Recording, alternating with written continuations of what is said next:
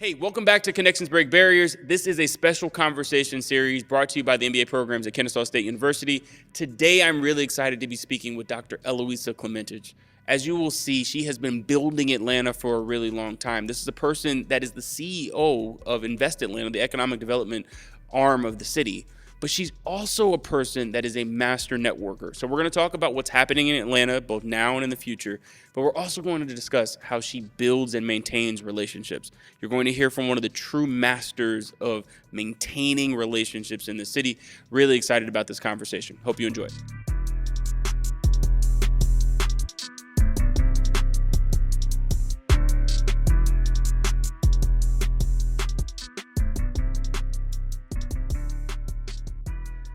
Well, it's good to see you. I appreciate you taking the time to have this conversation. My pleasure. My pleasure. I'm excited to be here with you today. So this conversation for me is about relationships. It's about how we think about connecting with people and maintaining relationships. But before we get into all of that, let's talk about where you're from. Let's talk about home. Where did you grow up?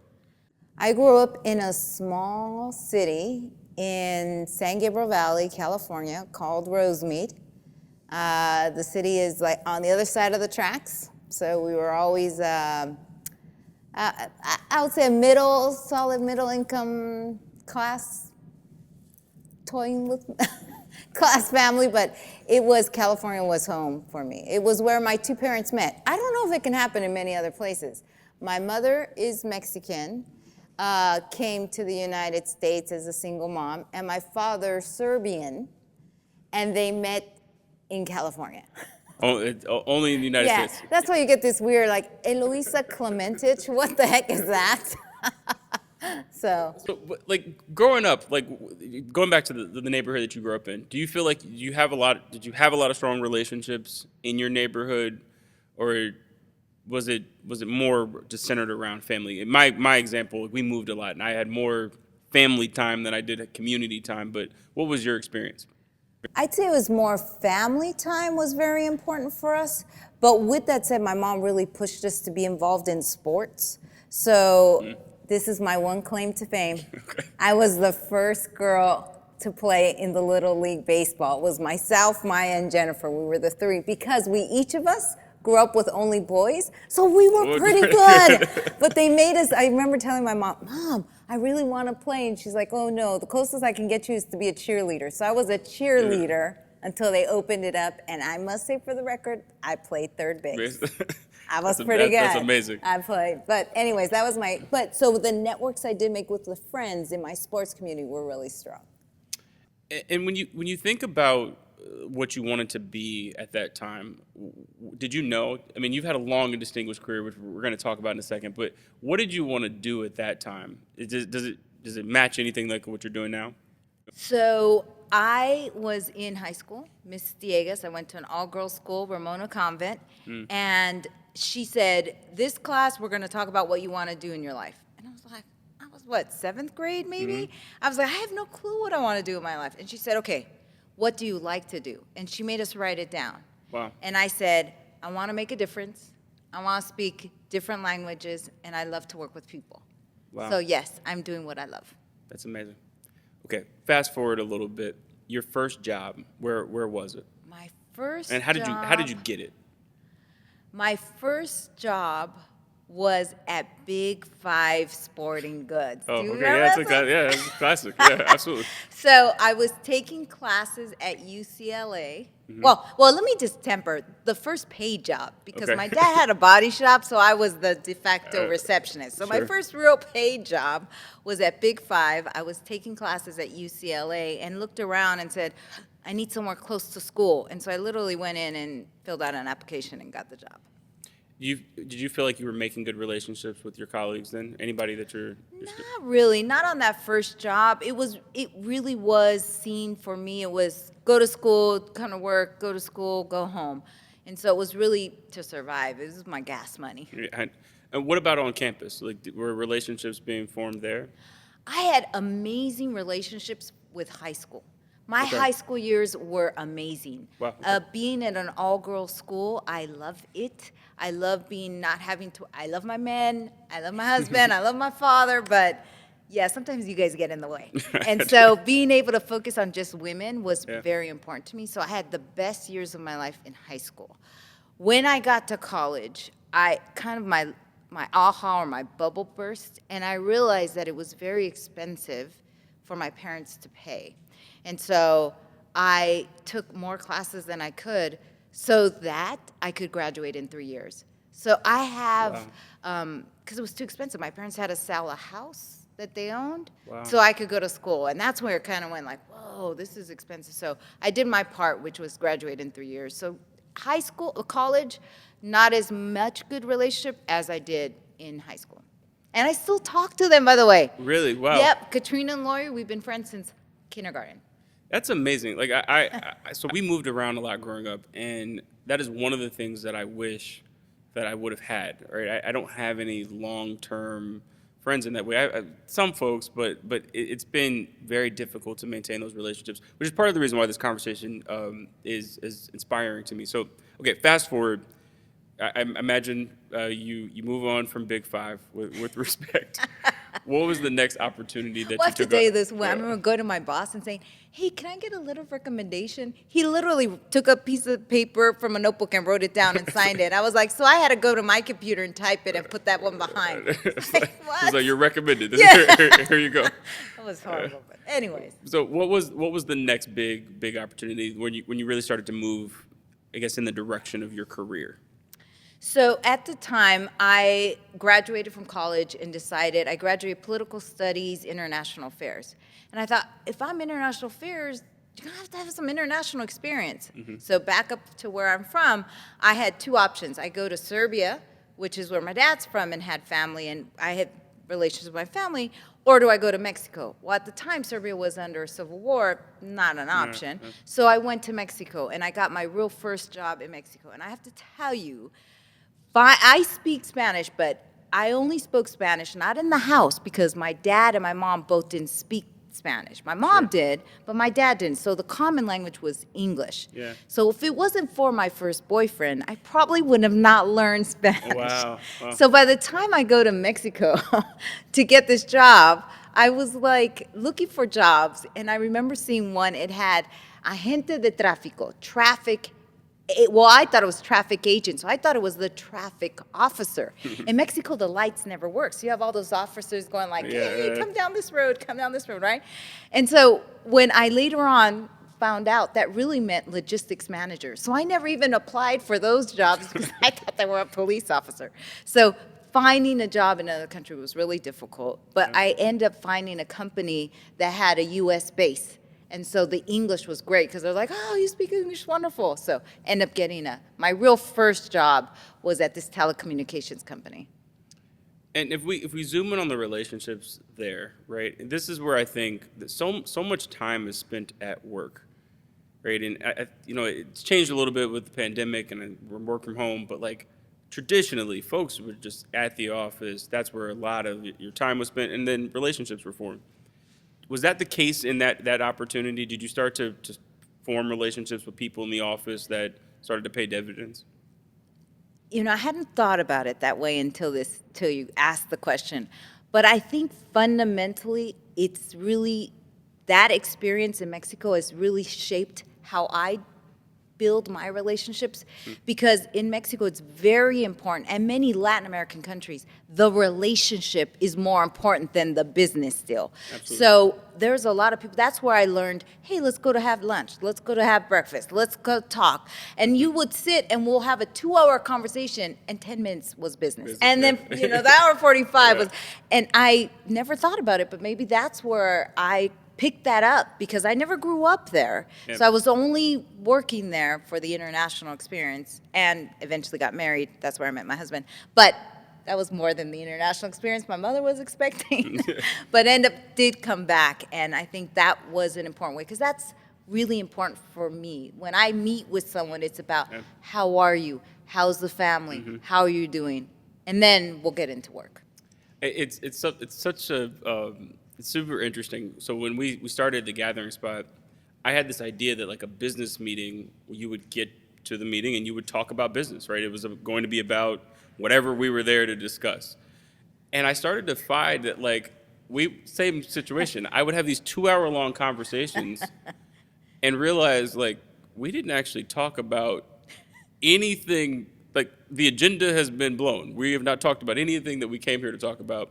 Yeah. But somehow the work eventually would get done. But talk to me again and us about the importance of like why that time, the time that's not on the deal, right? And I want to get into some of the deals that you've been a part of. You built some amazing things, but why is that other time, the hi, hello, how's the family time? Why is that important?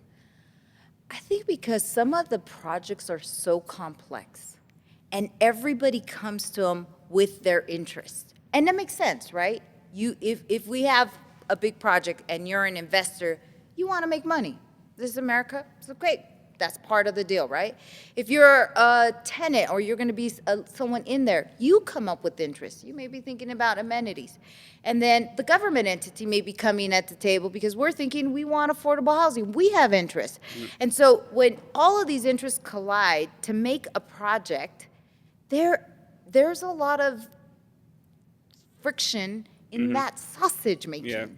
And if there's not a level of trust that fundamentally we all want to get to the end goal, we're going to get there in different paths, but that end goal is not the same, then I think that the negotiation can break down.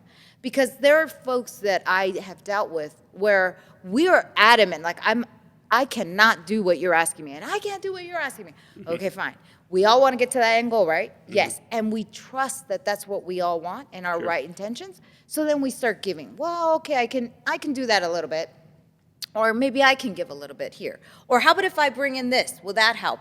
Sure. And I think it's being able to find those middle ground where there's a win-win situation. It's not easy. Absolutely. And fundamentally, you have to trust that person that their heart is in the right place. Like I may not speak your direct language, but our hearts are both in the same place of where we want to go. And you only create that relationship knowing someone.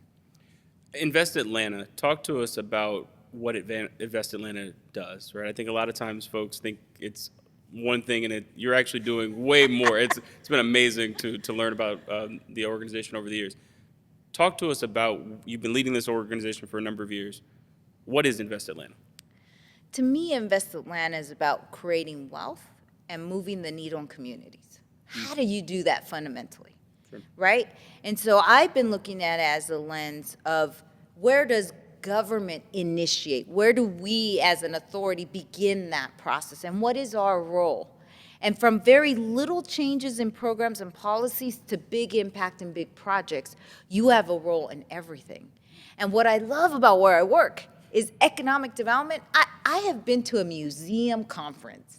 And I remember some folks came up to me and like, Eloisa, you're economic development. Why are you here? I'm like, it's about the creation of wealth and the quality of life. Absolutely. People want to come to a certain area. And they're like, oh, yeah, that makes sense. I didn't think about it that way. And so it really is this opportunity to get involved in everything from education to healthcare, fresh food access. Invest Atlanta really is the spectrum of all of those items. Now, we can't play in all of them. We can't touch every piece. But when can we? And I've really brought this philosophy to Invest Atlanta is you have to be relevant. Yeah. And being relevant means taking on some risks. And I have to tell you, there are some projects maybe not have gone as great as I would have want them to, but there's others that we've really knocked out of the park. And I think that we have a level of respect now that people recognize the name, know our good intentions. Now, I love to say we're perfect, but we're not. But we really have our hearts in the right place. We really do want to move the needle. I think it's evident by the projects that Invest Atlanta has been a part of. We're in an exciting time in Atlanta. I want to get to that. Stakeholder engagement, though. There are multiple stakeholders that come together to make any of the efforts that we're talking about happen. Talk to us about some of the misconceptions in like how a deal is actually formed. Because as consumers, we're driving down the street one day and there's nothing. And it feels like we look up the next day and then there's now a skyscraper. In the background, though, there's a ton of meetings, there are a ton of relationships that have to be formed. What are some things that you wish people understood better about that process? I would say for a community to realize that some of these projects take years to happen and develop. And the complexity of the deal in terms of the capital stack, it's not like when you go buy your house, you probably get one loan, right? And then you buy your house. There are sometimes 8 to 10 to 15 different line items of where we're getting different capital, which makes it very, very complex. And then each, again, bring their own requirements to the deal, so it changes. So sometimes people will say, Eloisa, why didn't you put in 100% affordable housing? Or why didn't you go get this? Or why did you give that up? You said you wanted to have, low interest or below market rate rents for commercial. Why did you give that up? Well, because maybe there was some give and take to get to the end. Get there, And it's just never easy to do, but it's exciting when you get there. I have to tell you, the most exciting thing I have is to drive around the city and go like, oh, I helped out with the Gulch. I helped out with the stadium. I helped out with the Yellow Store. We're taking action on that. We've helped out over here, Gather Spot, Science Park. Like, these are amazing. Amazing to think that I see it as a privilege and an honor to be able to do that, because how many people can? Hey, we're going to get back to this conversation, but if you're like me, you're always trying to advance your skill set and grow both personally and professionally. One of the most effective ways to do this is through advanced degrees. I'm proud to be working with my friends at Kennesaw State University for this podcast. With 3 MBA programs to choose from, executive, evening, or web, their curriculum incorporates the latest industry trends and skills that will allow you to make an immediate impact in your career. With KSU's MBA programs, you'll benefit from a flexible format that fits your schedule, including part-time options, 100% online courses, and even a unique weekend format for their Executive MBA. Graduate in as little as 19 months while building lasting connections with a cohort of peers and professionals. Plus, you can see ROI fast with tuition starting as low as $20,000. Nationally ranked and featuring dual accreditation by AACSB International, ranking it in the top 2% of business schools worldwide, Kennesaw State University will help you reach your full potential. Ready to start your journey? Learn more today at ksumba.com. To talk quickly, though, about the people that are involved in these efforts, I imagine there's been a time where you're really close and you need to get a deal done, and there's one person that needs a little bit of this and another that needs a little bit of that to get it there. One thing that I have found, and fact check me on this, is that a lot of times to get across the finish line, folks have known each other beyond that moment. This is normally not the first time that they've met, or a lot of times not even the first time they've been in business together. Yeah. Is that true or false? Or do you find that most of the things that we're doing in the city require 5, 10, 20, 30 years of opportunities for folks to get to know one another? Yeah. Or have you seen deals where it's a handshake and love at first sight? So I'm going to tell you a little bit of my experience, me personally. So I always like to say I'm a fish. I'm this little fish.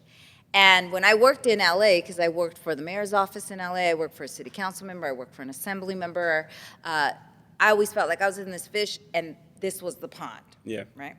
Then I moved to DC and I had the opportunity to work with the US EDA and Department of Commerce. Again, little fish, Huge pond. huge pond. I got to Atlanta, little fish, small pond, right? Yeah. So all of a sudden, I started to meet everyone. And I have to tell you, there are times it gets unlocked, I'll just say, hey, Frank, do you have a second? Can I call you? Or, hey, Clyde, do you have a second? I have this issue. Like, literally, it's a phone call, if not a 2 phone call, or someone knows someone that connects you to someone, and you can figure it out. And that's why in Atlanta, I at least, or maybe it's a little bit of a combination of me little fish, and professional where you are in your professional life. But I just feel like I could get on the phone right away and call people. And I always do tell people, in Atlanta, you're a small, big city. So just like you can move things, Sure. not that we gossip, but like telephone. You remember the game Telephone? Like it starts off with one thing and then it gets to 5 people and it's completely different. Absolutely. I was like, just give me the benefit to call me and say, did you really do that? Yeah. And then I could say, yes, but let me tell you why. And then you're like, oh. Or you may go like, no, that's completely wrong. That's not even close to what happened. I call it the phone call test, right? And it's something that I think about a lot. When my name comes up on someone's phone or my name comes across someone's email, what is the first thing that they think about when they see my name? And I'm sure we all can relate to this experience where sometimes you'll see a name come up on your phone and you're like, oh no, why are they calling me? Yeah. And then there are other times like you see a name and you're like, oh, I know this person is about to like, there's a reason why they're calling me. Right. What, for folks that you're calling, right, what do you hope that people know when your name comes across their phone? What feeling do you hope that they have? Excitement. I really do love this work. I'm calling you because I need you, or I want to give you a heads up. I really try to ensure that if I'm not going to cause any issues or troubles, I may call you and just say, all right, I made a mistake. Heads up, it's coming your way. Just give people a heads up. I think that's out of a common courtesy to just give them a heads up. Don't get them caught off guard. I think that's one way to respect the relationship. Sure. And then if we have issues, I'll do the same. Hey, I heard you did this. Is that true? Right? And if so, tell me why. Before I start to jump to because I think that to your point about projects, I've noticed projects get stalled when we take an action, we as a government entity, and we send back a document. Let's just do a simple one. We have open records requests. So I legally, per state law, cannot say, I'm not going to share the information. Sure. So if I get a contract from someone and they say, and I respond back, I'm going to not share the information, that person may get the assumption, like, what, you're going to go tell everyone? What the heck? Where is this relation? No. I legally can't. I promise you I won't, but I legally can't put that in the document. Sure. So I think understanding sometimes where someone comes from can help to prevent or sometimes put color into just live a little bit in my world for a sec. You don't have to agree with me, but live in my world, understand where I'm coming from, and then if you don't like it, let's find a solution together that we can pursue. And I think that's key to the relationship. How do you're a master networker. That word I think sometimes is overused, right? But you're a person that knows a ton of people in this city and all over the country, around the world. What do you do to maintain those relationships? What do you do actively to make sure that you're present in folks' lives? I would love to say that I do it all the time, but with my team, for example, when COVID hit, people were starting to feel very alone. So no one knew how much time it was going to take. So I first text everyone, hey, literally at 80 employees, I text every single one and just said, hey, I'm checking in, are you okay? Then COVID continued. Then I called everyone, I said, and then I wrote everyone a letter. Every single employee. And when I do retreats, I write everybody a letter, by hand. I don't copy and paste on the computer. I really write it. And I think it matters because I think if you're going to take the time and the interest in me, that matters to someone. So I'm finishing up my presidency as the International Economic Development Council. It's IEDC, the economic developers on the international stage. And I wrote a letter to every single one to say, hey, thanks for serving with me. They had to be long, but the fact that you took the time to do that for people, people appreciate that. So I think, and I mean it, I really do, because I've learned so much from individuals. So I try to write notes to people and just say, hey, I'm here, thank you for your time. Or I'll do it in text, or if, I get crazy. Yeah. But I try to do that so people recognize that the relationship matters. That's so powerful. I don't think that happens very often these days. I don't, right? I think sometimes there's a lot of research actually on this. This is the loneliest time in, I guess, recorded human existence, right? Folks are just reporting they feel very isolated. They don't feel connected to much of anything. A lot of the institutions that people were part of, they're not anymore. And this idea of just simple connections and having them grow over time, I think is being lost. But part of that is doing what you're talking about. It takes time, it takes being thoughtful. I'm assuming that you're writing something to each person that you're talking about. Yeah. I'll have to tell you, of the 80, I know pretty much everyone. Now, I don't know everyone, so if I don't, it is a little, but I'm like, hey, how's the kids, or what do you have going? Wow. And I didn't realize how meaningful it was until I had one employee come in, and she's like, I lost your 4th letter to me. Could you just write me another one? I save them all. And I was like, Sure. Wow. So to your point, I do think people feel very, because they matter. You write a letter to someone who matters to you. For folks that you don't work with on a regular basis, another thing that I admire about you is that you are, it feels like everywhere, all over this town, talking about what's happening in the city, giving people all of the information that they need that Invest in Land is doing. But in that, you're meeting a lot of people, right? So how do you manage that part, right? So there's kind of intimate relationships you're going to build in the workplace, and then there's these casual, like very quick interactions, but still important to like develop something. Right. How do you nurture that spark when you're meeting folks at events and at all the other places that you are around town? I really do try to remember. So if they give me a card and they say, hey, can you get me information on your small business loan program? I'll write small business loan program, and then when I get back home, I'll just introduce them to the person that could take it to the next step. Sure. Because there's no way we can engage with everyone, but how do you enable them so that then they get the information they need? I think that's what I really try to do, is follow up with individuals, both for business cards and then just connect them. I'm going to double click on something there because, again, simple principle, but one that I think is another lost art: following up, like actually doing the thing that you intended to do. When we started TGS, it was something that I admittedly like had to get a lot better at. I was meeting a lot of people, and I was trying to keep up. I had notes on my phone and on cards, and it felt like everywhere. Yeah. But sitting down and having the discipline to say, okay, I met this person. I said I was going to connect them here. Let me make sure that connection happens. But it made a world of a difference. Like and not all the time for me immediately, but over time when folks saw that I was consistent, it felt like it paid dividends. So that's where I want to talk about. I do think it pays dividends. And then I had one just 2 weeks ago. I was like, oh, they asked me for a letter of support. I forgot to send it to them. So I was like, I literally just said, I'm sorry. I know I screwed up. I didn't send you the letter of support. And then they respond back, are you crazy? You connected me to Keisha and she sent it. I'm like, thank God I did. Like, I did it. I was like, I'm just kidding. Just kidding. Quickly on the other side of relationships, right? So no, the relationships sometimes are seasonal.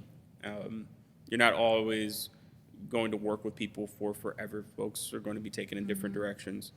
As a leader, how have you navigated those moments, right? Where the connection isn't necessarily being broken, right? But it needs to transition for one reason or another.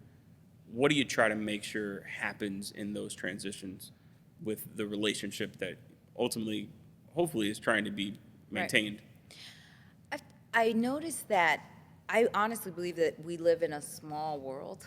Like our connections are, you may not see someone for years and years and you're walking in Paris or something and you're like, well, dude, what are you doing here, right? Yeah. Like it's small. So you never know what comes. And I think fundamentally, I believe what comes around goes around. So if I'm going to not treat you and give you the time that I have when I'm with you, then maybe not you, but someone else can do the same to me. And so I really try to ensure that in the moment that I have and in that opportunity that we're engaging, we're listening, we're part of, so that then maybe it goes a year I don't see you. But when I come back and see you, it's like, hey, how are you? Yeah. Big hug, I'm sorry. Yeah, I've been busy too, blah, blah, blah. But it's that sincerity, and they feel that you really do care, because I do think people feel it. Like you can't hide. I mean, unless you're really good, but sincerity is felt here, and you see it and you feel it, and you know that someone's being real with you. And you know there's sometimes you're like, yeah, that person's not being real with me. And I think that's super exciting, that if you do that, then even though there may be a lull and you're not seeing each other on a day-to-day, that when you do, it's embraced and followed up and hugged because you feel that person. Do you think that those characteristics are more important than talent? Because if we use the example of a deal, there may be someone that's super talented at the skill set, but they're not good at any of those things that you mentioned. They can't. They're not sincere. They don't really care about the folks that are around. I'm imagining that you've seen that the folks that can inspire those sort of feelings, that gets them a little bit further than maybe even like the super talented folks. True or false? For Eloisa, I'll tell you, for me, it's been tough. I mean, I've come to a crossroads where I had to make a decision. So let me give you an example. I applied for 5 CEO positions of an economic development agency. 5. Wow. I got 4 no's, 4. And I would look back, and everyone who beat me out was not as educated, but I have like my bachelor's degree, 3 masters, a doctorate degree, I'm certified, but like overkill. Got it, I understand. And then you look, and they don't have that experience, and they didn't have experience as much as I did. And I was like, what is it? So I remember one day after the 4th interview, I came back to my husband, and I was like, okay, so what I'm gonna do? I'm gonna cut my hair short, so I look a little bit more like a guy, and I swear I'm not gonna smile. Like, just make sure, because I smile a lot, I can't help it, right? I was like, I'm not gonna smile, and I'm gonna wear pants to the interview. And he looked at me, and this is one time I really love my husband. He looked at me and goes, are you crazy? Don't change who you are fundamentally for this job. If they don't like you, tough luck. And then it's a tough place to be in, because someone who's happy and very, I'm always like kumbaya, teamwork, let's do it. It's hard sometimes when you have someone on the other side who's a business person who is very cut and dry to see you seriously. So I do try to ebb and flow a little bit, but this is just who I am. This is about the cup will always be half full. So I would say that if that's a person who's a lot drier, I still think they could be successful, but they're going to have to give, just like the person who's very optimistic is going to have to give, so we can meet each other in a safe place in the middle somewhere where they feel comfortable. Because at the end of the day, I do think that people like to do business with who they like. Absolutely. And they want to be together. So I think that does matter in the relationship of the business. So a little business. Let's talk about Atlanta. Okay. What are you excited about when you look at the future of the city? Where you have one of the best roles in being able to you're constantly talking about our future. What is exciting about this moment? If you think about what is happening downtown within a 1-mile radius, you see that nowhere else in the country today. This is real. And this is not pie in the sky dreaming. All of these projects are funded. And I can walk you through from Civic Center, Atlanta Housing, and their leadership, down to the Stitch with Central Atlanta Projects, which is going to cap the connector. Absolutely. Then we come down to Underground. They've announced their new housing. Then you have us across the street at 2 Peachtree. Then you have South Downtown with David Cummings, and then you cross over the bridge and you're at the Gulch. Not only, if you put all those together, that is a $22 billion economic impact to the city of Atlanta within 1 mile. We've never had that. But what also is super exciting is I'm involved in each of those in some sort of way. And I'm like, God, that's so exciting. No, I think that this city, I'm biased, but I think this city is going to, it's really important right now. I argue all the time that it's one of the most important cities in the country. But we have so much opportunity left on the table, right? We have so many things that we're building. I've seen some of the information about how many new folks are expected to move to the city, into the region. Yeah, almost double. Almost double. And then if you go to other parts of the city, right? Midtown, huge opportunity. You see all those cranes in Midtown? Buckhead's making some investments as well in that part of town. So I think with the excitement, there are some real issues we got to deal with. So we have to look those up, kind of look under your hood and figure out where you're going to have to focus. And affordable housing is going to be important. We got to think about how we ensure. I don't necessarily think gentrification is a bad word. I think bringing new people into communities is good, new ideas, new thoughts, et cetera, is good. It's that displacement you don't want. People shouldn't feel forced to move. So what are we doing to very much focus on what's real? And we have programs and policies in place to try to deal with some of that. And I think as long as you see because everybody wants to live in a beautiful place. Everybody deserves to have a best school and a grocery store and a job and everything close. But that attracts more people. So we really want to ensure that Atlanta doesn't lose that uniqueness. That you stay in your home because you want to stay in your home. Now, if you want to move, this is America, great, go for it. But we should not feel forced. That's what we want to avoid. Fundamentally, from a relationship standpoint, what do we need to do to make sure that we don't mess any of that up, right? That we've got a chance here to get new people into the conversation, keep the folks that have been a part of it there. From a relationship standpoint, like, what just has to happen in order for us to realize our potential as a city? I think recognizing those that have been here for years and years, that are part of the Atlanta quilt, the makeup, the amazingness, Yes. and how do we ensure both on business legacy, which we now have a program for, residential legacy as well, and think about specifically our seniors, our head of household, our disabled, how are we ensuring they're okay? And then once we have and we understand they're okay, then you begin the new projects you're doing, which will then attract more people. Because that was a lesson learned for me. That was a personal aha. When I went back, when I got here to Atlanta, I went to the West Side and I pulled out how much Invest Atlanta had invested. We had done over $20 million. And I'm like, where? I couldn't see it, right? And I think my colleagues were very well intentioned and said, oh, let's focus on housing. Don't get me wrong, housing is crucial. There's no question about that, right? But you cannot just focus on housing. You have to, and then it was reiterated to me because I went to a community meeting, and I remember this person, they came up to me and they said, Eloisa, we don't live compartmentalized lives. Don't give me a compartmentalized solution. Man, look, I still remember, and this has been, 15 years later? Wow. And he was right. Because we need to think about, okay, yes, we get you a home, but how do we get you a job? How do you get a better job? Do you need daycare? Do you need access to fresh food? You need education. And so what I learned in my mind was there are times you're going to lead, you're going to follow and support, but you need it all.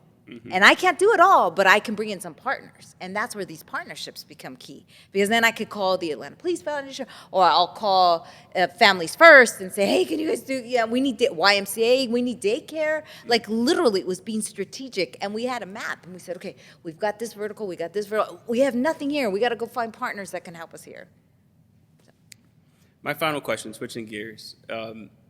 I have a fundamental belief that when you have the opportunity to talk about what you're passionate about, we end up talking about, I talk about the gathering spot, right?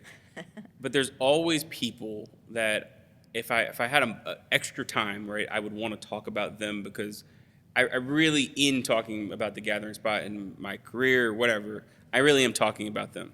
So my final question, is there a person in your life, in your journey, that you wish that you had more opportunities to just share their impact on your life, and who is that person and why? Always takes me a second, sorry.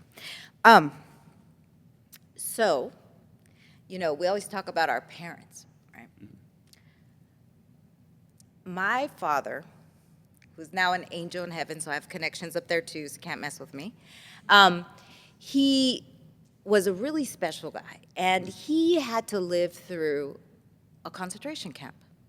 So I think coming back to the U.S., he loved this country, just adored the United States, right? But he was always giving.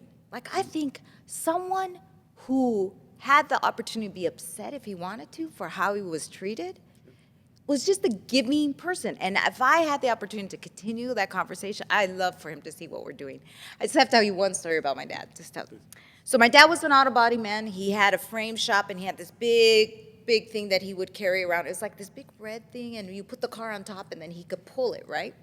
And we lived up and down this hill, and so he's waiting to make a left into our house, and this car hits him in the back, right? So it's a big machine, metal, whatever. So he pulls aside, he comes out running, and it's this young girl who's devastated, crying. And he's like, what's wrong? And she's like, oh my God, my parents, this is their car. It's brand new. They're going to kill me. And she's bawling, right? Yeah. My dad's like, don't worry. He pulls the car in, and she's like, what? Just don't worry. He literally pulls down his machine, puts the car on top of the machine, fixes the car, okay? And it pulls it together, and he's like, okay, here, this is enough. They won't know underneath is bad, but they can't see. You're fine. And so literally she goes, okay, thank you so much, and off she goes.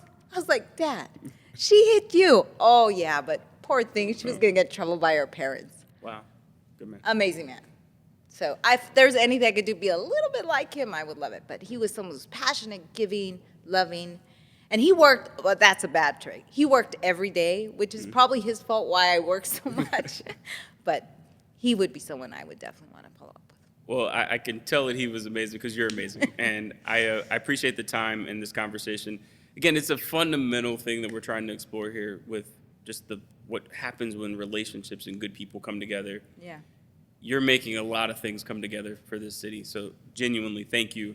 I'm not planning on going anywhere. That's Good. in part. Well, we love you. I have to say, plug thank in for you. And I'm not just sucking up because we're on this recording, but I think you've inspired. I know you've inspired a lot of individuals because then they come to us. They're like, "Oh yeah, Ryan sent them over to me." We're like, "Okay, another loan. Here we go." Sorry. But it's that inspiration that they see someone like that looks like me that I can do it too. So I want to thank you for the inspiration because did you see the latest ranking? We just got ranked the third best city for a small business.